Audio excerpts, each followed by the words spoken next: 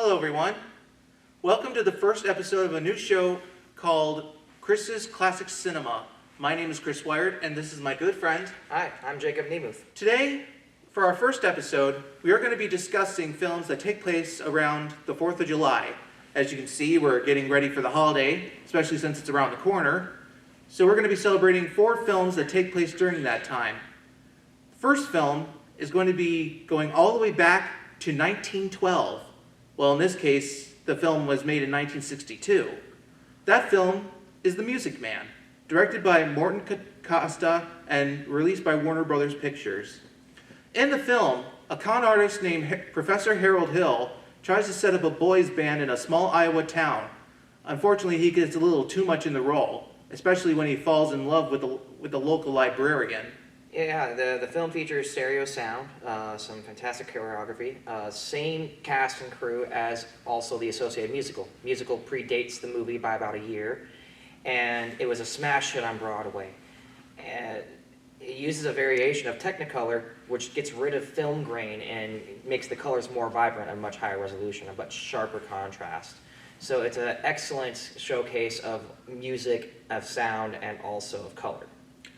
Now, when it comes to this musical, it's honestly one of my favorites, because I gotta say, it just really helps bring the American spirit to life. It's just pure Americana. Yeah, I mean, it does take a bit of a conservative approach when it comes to Americana. It's a good musical, but in my personal opinion, it really shouldn't be approached as a movie. It really should be approached more as a musical. What's that? Because the story elements are a bit lacking. The progression of the story itself is quite simple. It's a very simple story in itself, where it is a con man falling into the role and falling in love and doesn't want to be a con man anymore. It's a very simple story that we've seen a few times in films of that time frame. And really the movie is more about showcasing the choreography and the music than it is the actual story itself. Well, when it comes to production design, that's what sets it apart from a Broadway musical. I mean, the fact that they build a whole city just for that movie alone. And the costumes, they really give you that sense of American nostalgia of that era. But the thing with the costume design is, and the interesting point about the costume design is the lead actress, Miss Jones, was actually pregnant during the filming, so they actually had to change the costume design versus the Broadway film.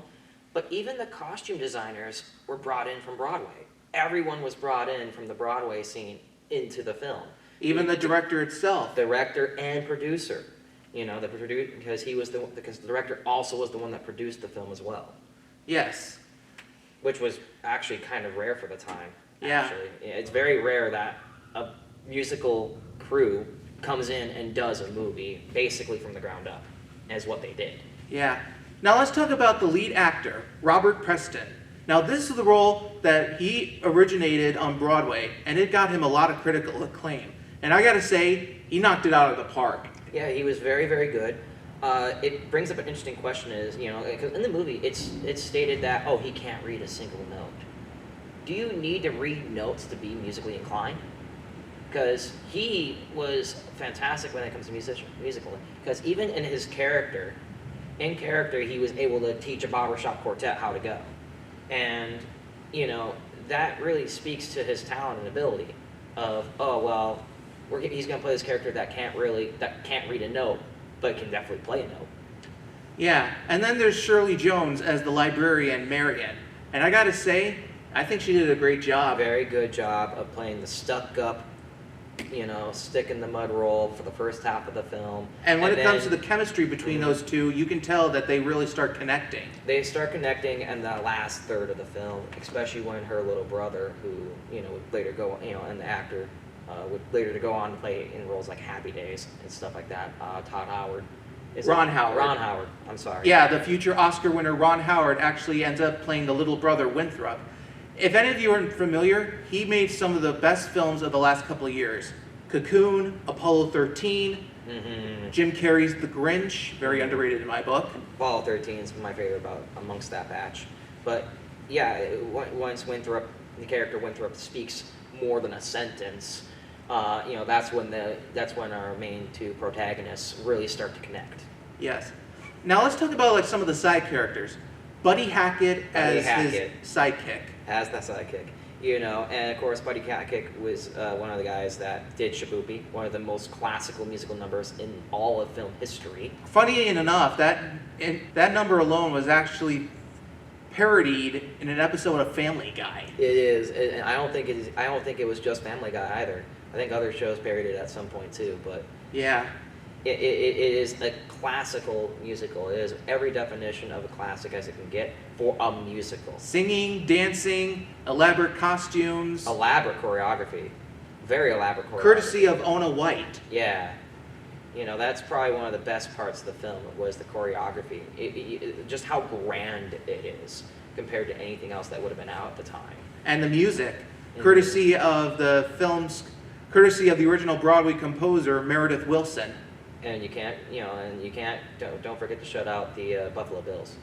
You know, Oh yes, yeah, the Buffalo Bills. the barbershop quartet. Those guys just nail it. Yep. I think that's got to be one of the best barbershop quartets I've ever heard in my life. Yeah, and they are.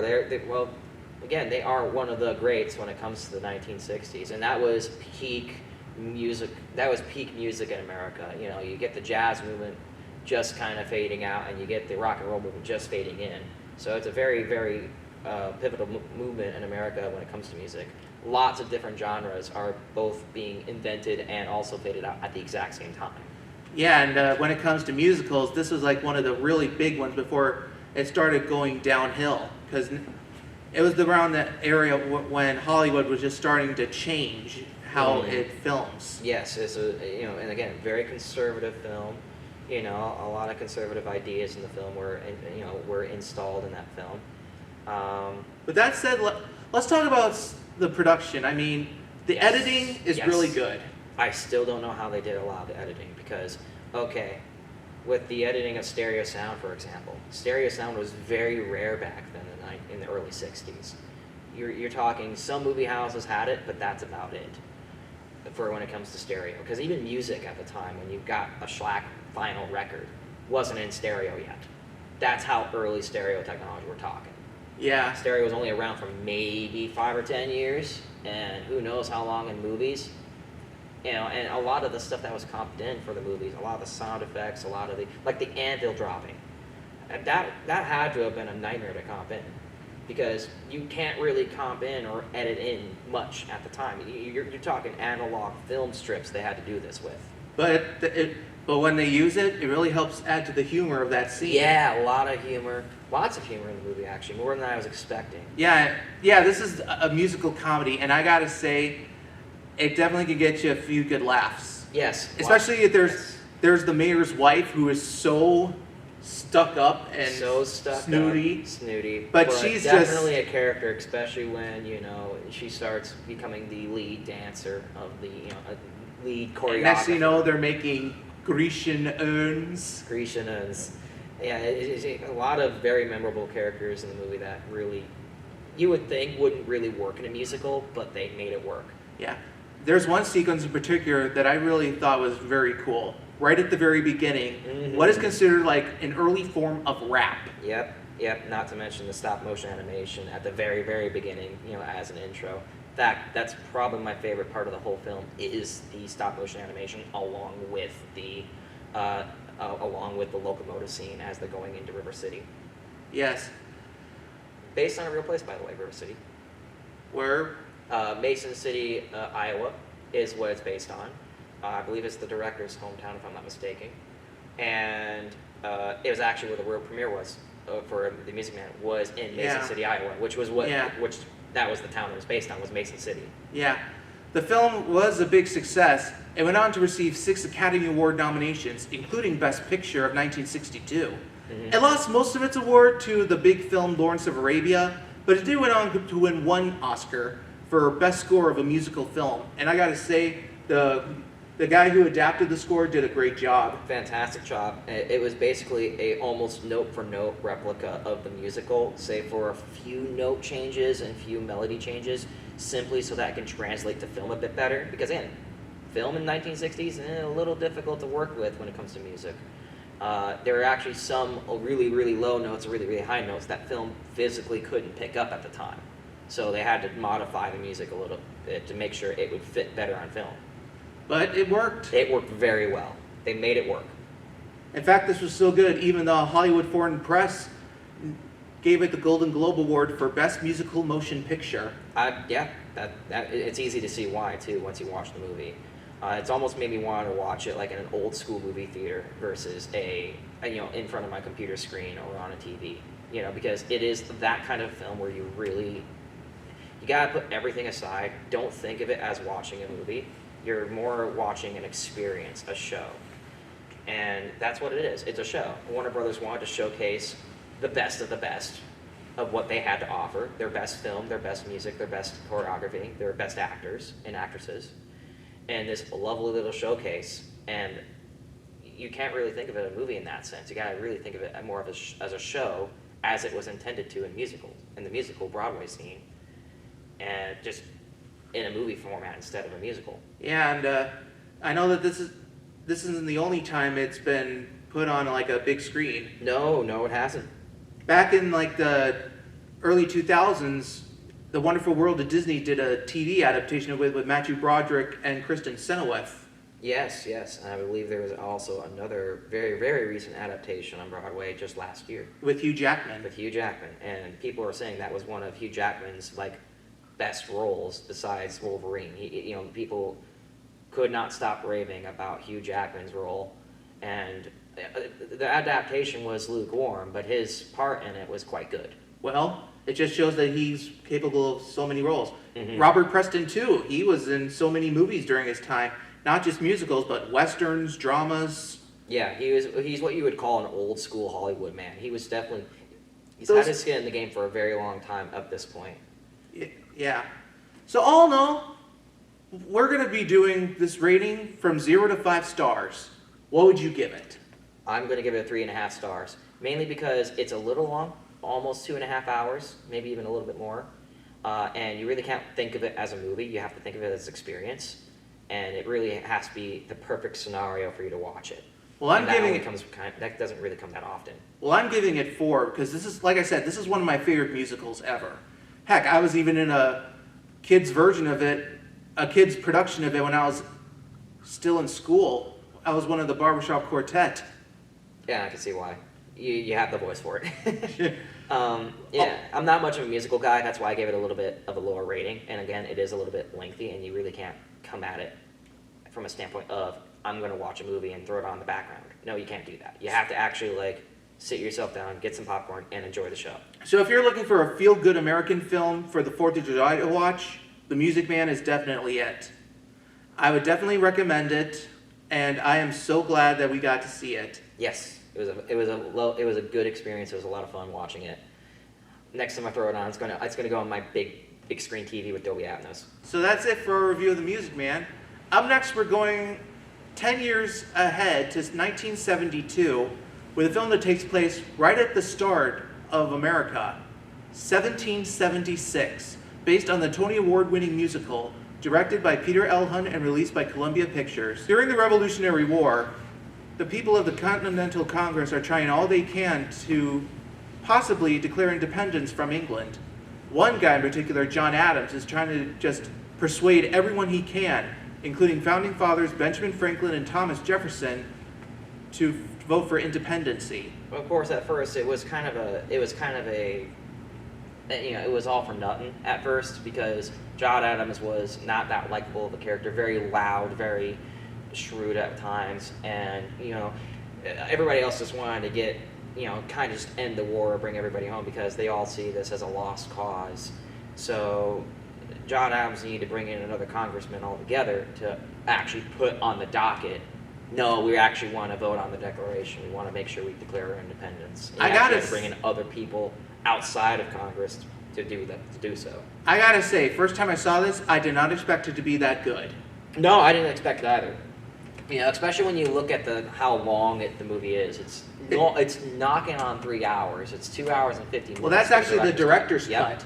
The original theatrical production was like 20 minutes shorter. You can blame Nixon for that, but we'll get to that. We'll get there. All in all, this was unlike any musical I've ever seen. In fact, there's only a few songs. Yeah, not many. Yeah.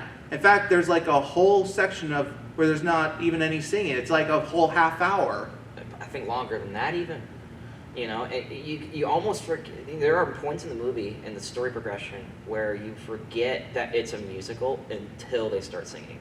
And to be fair to the musical itself, I mean, yeah, it can kind of be classified as a musical, but I can almost think of ways that they can get away with it not being a musical, because the musical sequences themselves aren't that memorable, if we're being honest. You know, the choreography is not nearly as glamorous, and the singing it's pretty good. You know, like it's shockingly good actually, and you have a lot of distinct characters and voices to kind of boot with. Speaking of characters, let's talk about the guy who plays John Adams. Oh yeah, William Daniels. I thought he did a great job. If any of you don't know, William Daniels might have been popular on your TVs because he was the voice of Kid the Car in Knight Rider. He was Mr. Feeney, the teacher in Boy Meets World, and he did an Emmy Award-winning performance in the hospital drama of the 80s, St. Elsewhere. Yeah, he plays the straight man, John Adams, and the whole thing. You know, the straight man that's stern and is like, no, we're gonna get the Declaration of Independence through, and I'm gonna fight like hell to do it. And I gotta say, I did not expect his acting to be that good. I thought he did a great job. He's a fantastic actor, good singing voice. He would, honestly, the kind of role he was playing makes you feel like he could be easily put in a Monty Python film. And I mean that in a good way. Because Monty Python, has that very similar, straight man mentality with a little bit of comedy and a little bit of singing, and he did a very good job taking that role on. And there are a few good laughs in this movie too. Yeah, lots of really good comedy, especially with the guy who plays Benjamin Franklin. Oh, let's talk about that for a minute. I thought he did an awesome job. I think it was, out of all the movies and TV shows I've seen with Benjamin Franklin, I think this one was the most historically accurate and true to form with Benjamin Franklin. Because if you watch the movie, you notice that he gets a little spicy, especially when Jefferson meets up with his wife Martha, midway through the movie. You can see that, Benjamin Franklin starts to get a little more hands-on and freaky than one would like to admit. But that was actually on brand for him at the time. I mean, if you want a good laugh, just read up on his escapades on what he was doing in France. Like, the man was a freak. Like an actual freak. He was not only eccentric and very intelligent, but he also did not want to, overstep himself a little bit and take on a big role in the Revolutionary War. Because, he's already up there. He doesn't really want to do that. He more wants to be behind the scenes man. But he also liked the party. Which was, and again, those intricate aspects of him as a person actually came true to life in the film, which is very, very rare. Now let's talk about, speaking of Jefferson, let's talk about him. Yes, also very true to form. Yeah, I mean, it's not every day you see a good representation of the third president of the United States. It is not, and there are some historical inaccuracies, particularly with Jefferson. There are two big ones with Jefferson in particular. And one's a bit harsher of a subject, so we'll avoid that one for a moment. We'll get to it, don't worry. But the other one is the fact that him and his wife Martha reunite shortly after they get married. That didn't happen. Martha and Jefferson did not get together during the time in late June, early July of 1776. They did not. Yeah, this movie may look accurate, but it's not. No, there are some key points that are extremely accurate, almost too good almost, and very real, but there are others that are just completely off the mark, and Jefferson's, well, I wouldn't say Jefferson's personality was on brand, but his interaction with his wife was not, and also his argument towards slavery wasn't either. Like, he was anti-slavery, but in the film he said he was going to give him up, but in real life he never did. Yeah, that's the thing too. They do mention, when it came to the creation of the Declaration of Independence, the whole idea that all men are created equal, including the African Americans who were slaves. Yes, and that was a very much a sort. And a lot of people say that's an inaccuracy. No, that's actually very accurate. That's, again, one of the most accurate things about the film is not only the butting heads about slavery, but also the disconnect between the Deep South and the North. That was real even in 1770s. They even did a whole song that deals with the whole triangular trade of the slaves and the molasses, and also the what was the third one? Cotton, I think. Was it Cotton? I don't remember. But other than that, I think it was very serious. Yeah, it was a very serious thing, and even back then, that was actually very true to form. One thing I do think that they could have done a little bit more is the disconnect between North and South Carolina, because the two Carolinas actually hated each other back then. And in the movie, it was shown that they were like, oh, whatever. And North Carolina was like, oh, we'll do whatever South Carolina does. And it's like, no, that's not true. There's a reason they split in half. Well, here's one thing that was true. The running gag with New York always abstaining from what they were voting on. And they still do to this day. Well, actually, no, that's not true anymore. But, you know, Let's not get political. Let's not get political. This whole movie's about being political. I mean, heck, there's a whole song that deals with the whole right wing. Which is the most inaccurate part of the whole movie, because the idea of right and left wing didn't become a thing until the French Revolutionary War. Until the French. I mean, back during the 1770s, it was mainly the Federalists. It was one party, the Federalists, and that was it. That you had the Federalists, and that was it. Yes, well, other than that, I gotta say, when it came to, there was one song in particular that really got me. It was the one that soldier was singing after he came in. Yes, you know, and this is where it gets kind of serious here. So, it really. For any veteran out there, this is a song you can definitely relate to. And we just want to say thank you for your service, honestly, because it is honestly, it reminds you it's a very harsh reminder of how much really was sacrificed to make this country exist at all. This country was born out of sheer violence, for crying out loud. Especially under the command of General George Washington. Yes, and it was a very gloomy beginning, but we're still here. We're very proud of it, and we'll continue fighting for America's. And here we are, almost 250 years later. Yes, and it's enough cannot be said about the men and women that have lost their lives to make this country maintain this country being free. And I mean, that song alone, it can really hit you right in the gut. It can really, really hit you. You know, especially with the monologue leading up to it too, about oh yeah, there was fighting. I saw my best friend die, and it's like whoa, oh yeah, I guess you know and he couldn't have been more than 16 years old. You know, conscripts at the time were as young as 10. You know, drummer boys were as young as 10 years old. Yeah. Other than that, there is one part of this movie that also helps make the success. You can definitely tell the chemistry between John Adams and his wife Abigail, even though they're never together. No, I mean, you can and again, another pretty true to life form of it. You know, that's pretty true to life. They were always a really close pair. And I personally wasn't a huge fan of the musical sequences, but you could definitely tell that, you know, that was his ground zero. That was John Adams' ground zero to kind of go, okay, I need to give in a little. I need to get this done so that I can go back home. Yeah, and the lady who played Abigail Adams, I thought she did a good job. Yeah, very, very good job, even if it is only a handful of scenes, and she didn't really have that many speaking lines. Most of her role in the film is musically driven, but it is good. Yeah. So all in all, let's talk about the production, because I think they did an awesome job. The sets, the costumes, they really bring that era back to life. Yes, I think it's very good. Again, I think the production value could have been better, because again, the musical sequences weren't as grandiose as the other musical we just talked about.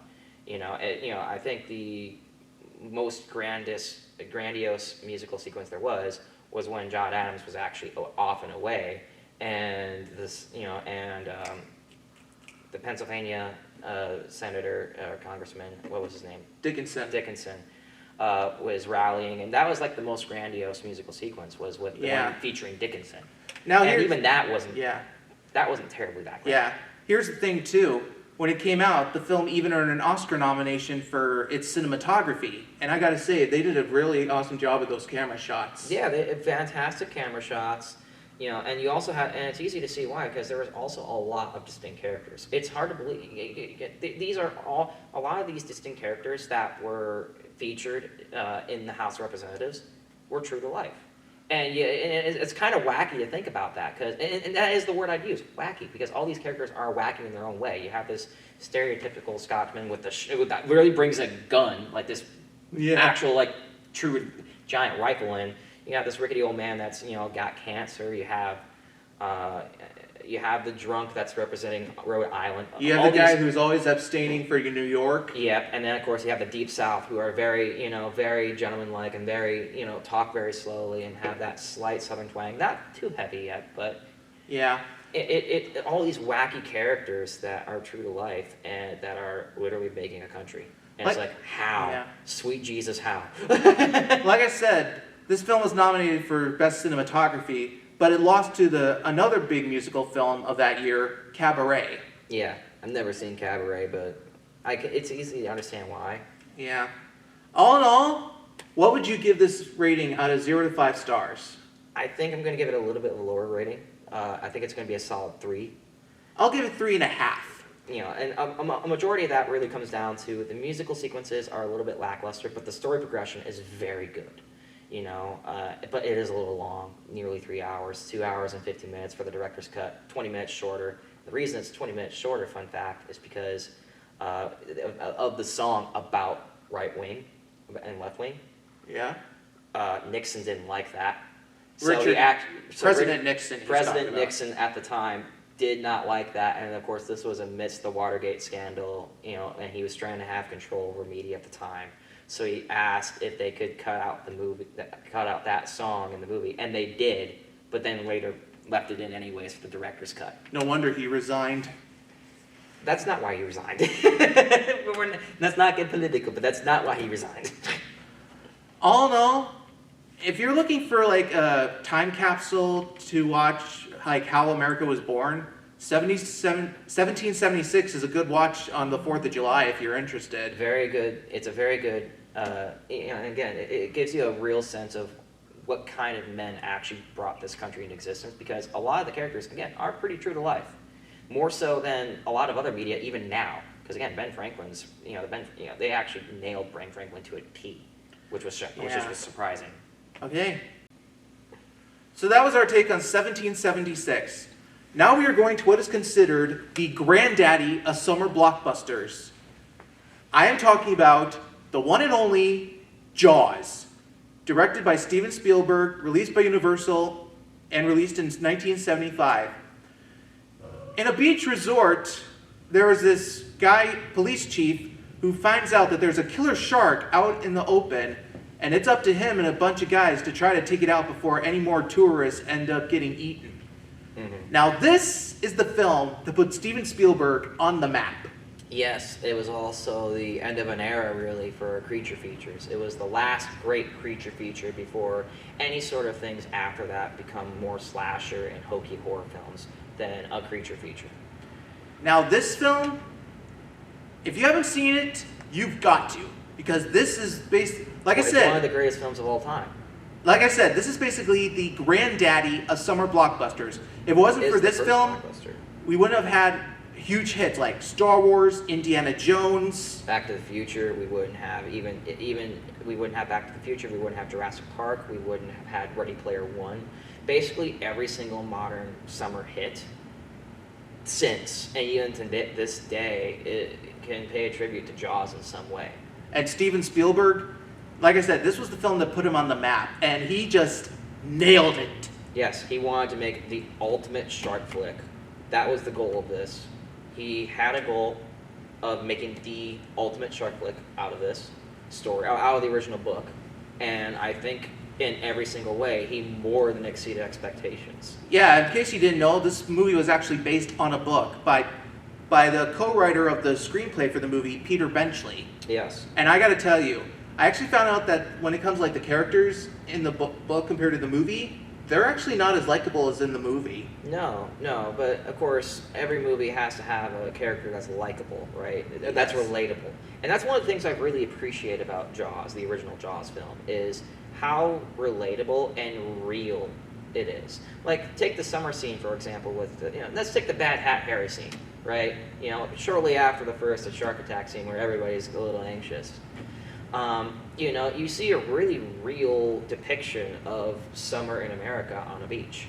You really do, Oh, yes. Nothing glamorized about it. There is no glamour about it, You have these overbearing mothers putting way too much sun lotion on their kids. You had, You know, some people surfing and some people swimming, but not too many people. You know. You have a guy just playing fetch with his dog. Yeah, and you know, and people were smoking cigars, and people were just relaxing and having a good time. They were even playing They were even playing video games. Well. And arcade games. Well, arcade games. Video games weren't really a thing yet, but Pong was definitely in the picture probably. That was the only video game at the time, though. And it was a very real and relatable scene, you know. Yes. Even the out-of-touch character who was wearing the black cap with the fin on it, you know, a very realistic scene and very true. Oh, yes. The kid who did the prank. No, I'm referring to that. I'm referring to Harry's hat. Oh. You know, that's one bad hat, Harry. You know. Well, anyway, when it comes to that kid who did the prank. Yeah, also very real life, very true to life. I mean, think about how terrorized you would have been if you saw just a fake shark fin out in the water nowadays. Yeah, and especially since literally a few weeks, like a couple days ago or weeks ago, there was an actual shark attack. So tensions were already pretty high with the locals as it is. I mean, you could just see the sheer fear of those people. And it's easy to understand why, because there was a lot of buildup. And that's the thing, there was a lot of buildup. That was one thing that Spielberg was a master at.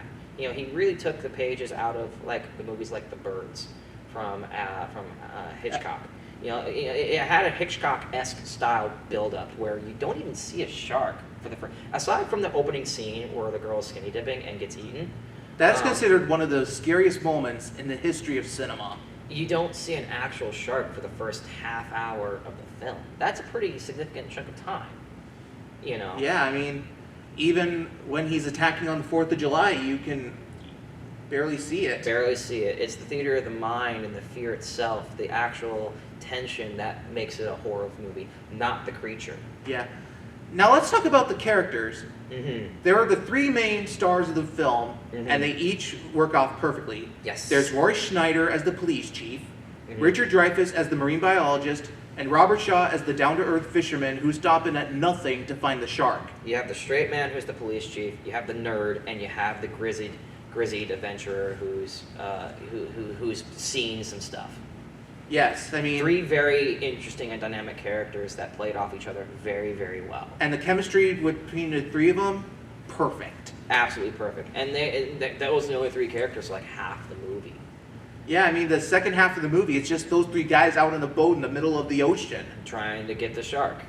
That's it, you know. Yeah, I mean, yeah, when it comes to the first half of the movie, though, there are some other interesting characters, too. I mean, there's Lorraine Gray as the police chief's wife, who is very loyal, who wants to protect her kids from any dangers that are coming. Very stereotypical family, you know, a nuclear family, one could even say, you know, where you have the wife, the husband, 2 kids. And then you have Murray Hamilton as the mayor, who is just so hateful. Yeah, well... He wants to do everything he can to keep the beaches open. He wants the business. He doesn't care if there's a shark. But that's an understandable reason. Again, it's a very real reason. He doesn't want the summer economy to tank. You know, that is the town's bread and butter, is their summer beaches. And if they have to shut that down, then there's no economy. You know, so that's a very real approach to, okay, no, I actually do want to roll the dice a little bit, because if we don't, we lose, we don't have a way of life here. I mean, there's a whole scene that lasts, it's an entire one-shot sequence that lasts like about 2 minutes. And you can just see the tension between the police chief, the marine biologist, and the mayor. Yeah, and of course the mayor does eventually cave in and shut down the beaches. And it goes, okay, we'll pay $10,000 for you guys to go and kill the shark.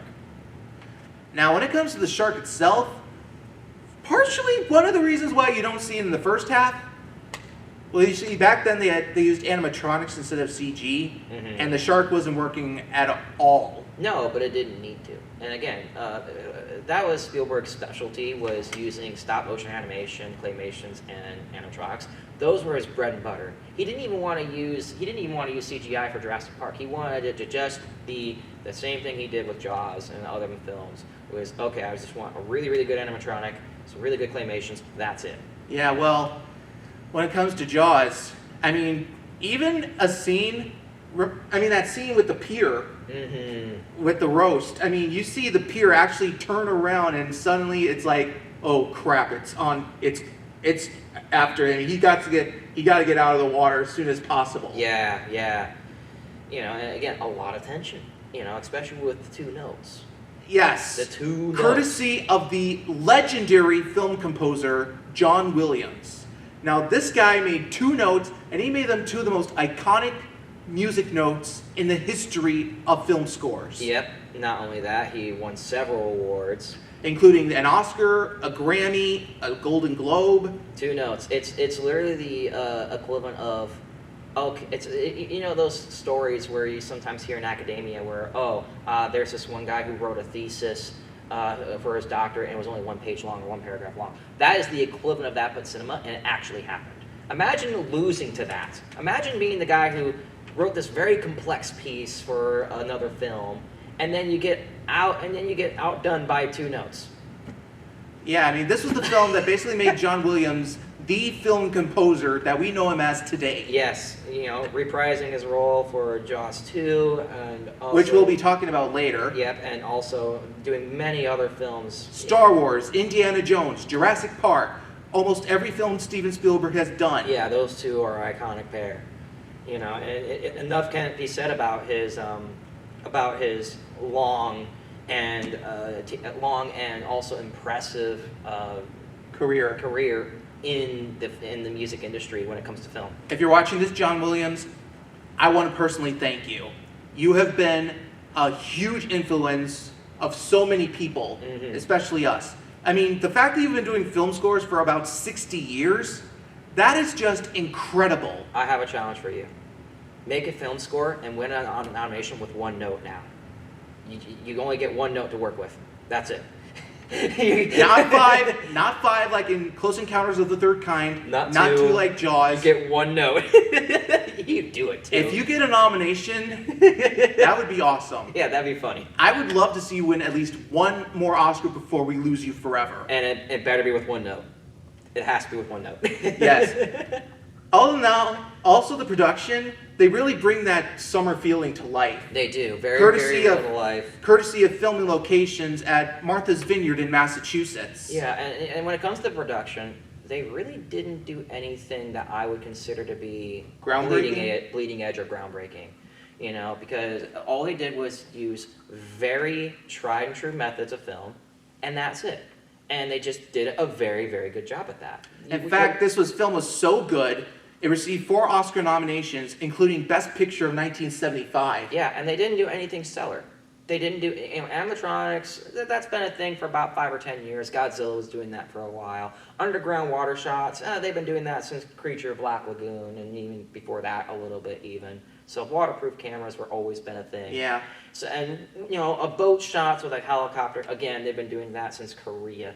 So these are all methods that have been tried and tested for many years and sometimes even decades.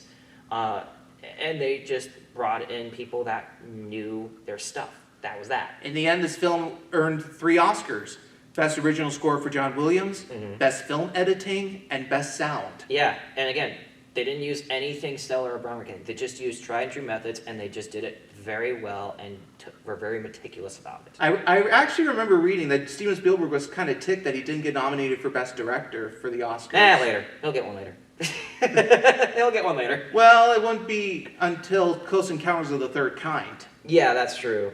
But then, of course, he would have his biggest year in 92 or 93, which we better do an episode about that one. Oh, yeah, 93 with Jurassic Park and Schindler's List. I would love to do a 93 episode someday with those two movies.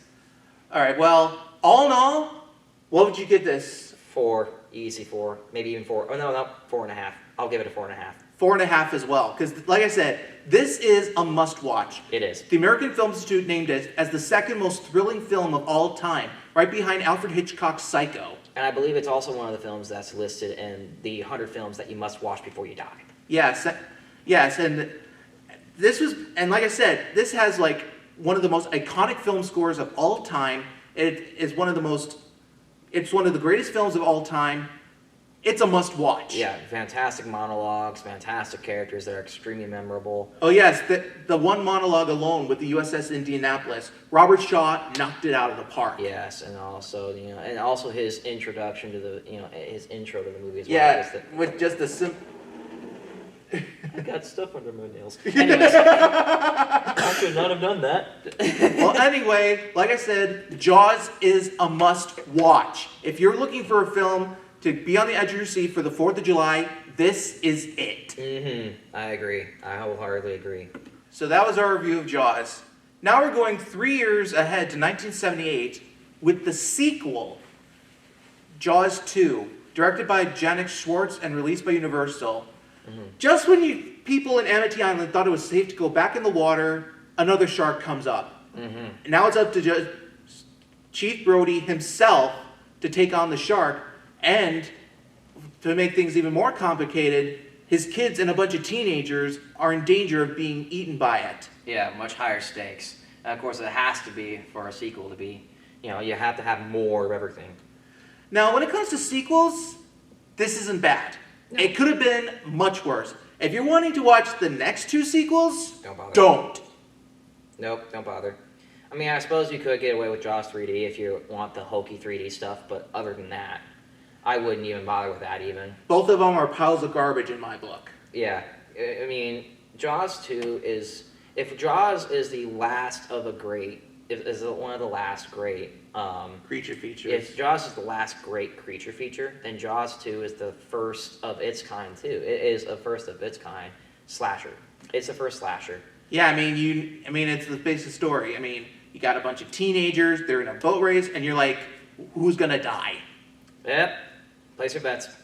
Yeah. It really is. It's one of the first hokey teenage slasher films. It really is, unfortunately. I mean, this was released the same year as Halloween, if I recall. Yeah, and it's also still... And America is still kind of in that high of Star Wars and Smokey and the Bandit as well, so... Yeah, and this was 1978. I mean, even though it may have not gotten the best reviews, it did... It was, for a brief time, the biggest sequel in cinema history. Yeah. And of course, you may notice that the director, Spielberg, did not come back for this. He was offered the job to come back, but he felt that it was just going to be a cheap do-over, a cheap knockoff of the original Jaws film. Yeah. And he didn't really think it would be as big of a cinema hit as the original Jaws. Yeah. And he was content with making the ultimate shark movie. But the thing is, when it comes to the director of this movie, Janik Schwartz, apparently he and Roy Schneider didn't get along. No. So the chemistry of the film already is off to a bad start. And you also have this story of, oh, well, we're going to have a bunch of teenagers that are rebellious and fooling around. And it's like, okay. Which one's going to die? Which one's going to die? And not only that, we mentioned how that there's a lot of build-up with Jaws, with the original Jaws. That you don't get that in Jaws 2. Within the first 10 minutes, sharks start appearing. Yeah, and it's like, oh, there it is. Yeah, no build-up. And compared to the original, they have a full functioning animatronic shark that works very well in my book. Yeah, it could even be the same rendition of the original ones, just with upgraded with mechanical improvements. Yeah, I mean, I think that's what made it. I mean, sure, it would have been good if we didn't see the shark, but I understand that now that they had like the actual working parts, they could actually show it more. Yeah, and they really did. But I think that almost hurts the movie. Exactly. It hurts the movie that the shark shows up earlier and more frequently. Because you don't get that tension or build-up at all. All you get is, oh dear, which one is he going to eat? Yeah, I mean, there's this scene alone where it's chasing a water skier, and you're like, okay, she's done. Yeah, and there's no build-up. None at all. And it's kind of disappointing. Now, the one thing I did like about the movie, though, there are some redeeming qualities. The first one is, of course, the family dynamic. Oh, yes. Roy Schneider and Lorraine Gray return as the Brodies. Their boys are played by a different group of actors, but, they're older, Yeah, they're older, and there definitely is a bit more dynamic to it, to the family as a whole. You could definitely see that, Chief Brody is a little bit more on edge about sharks. He may even have some trauma and PTSD from the previous film. Well, it makes sense. I mean, he has to take on a full-size great white shark again. Well, not necessarily, because at first they aren't even sure. They even bring in a new shark expert and they're like, we don't know if it is or not. And Brody kind of gets a little paranoid and even loses his job. Yeah, and Murray Hamilton also returns as the mayor, and he's not as likable. No, somehow he's worse. Somehow, well, again, it's relatable to why. Again, you have this new resort that just opened up, so it could ruin the economy. And there is even less evidence of a shark than there was in the first film. At least in the first film, a shark actually showed up, and the mayor acknowledged that. This time around, there's next to no evidence aside. Well, there's evidence, and we as the viewers of the movie know that there's a shark. But from the perspective of the mayor and the city council and literally almost everybody, including Brody's own family, there ain't no shark. There isn't enough conclusive evidence to this, to determine that. It's not until it starts attacking teenagers when they know that there's a shark. Yeah, and that's not until almost halfway through the film. Yeah, and next thing you know, there's this one girl that's just so screechy and all that stuff. Yeah, and again, very much, the last half of the film is very much, yep, it's every single slasher movie, horror B movie. It literally is, unfortunately. And yeah. It hurts it. It really does. Because they try to put a lot more on the line, putting Brody's kids in stake. Like, oh gosh, I need to rescue my kids. And it's, there's a lot more on the line. But the buildup isn't there. Once again, there isn't as much urgency. Yes. There is another quality in this movie that does help it a bit. John Williams comes back for the film score. Yeah, yes he does. And again, it's a pretty good film score. And one interesting thing I liked about it was there actually was one attack of the shark, that didn't have the two notes. So it literally came out of left field. That one got me.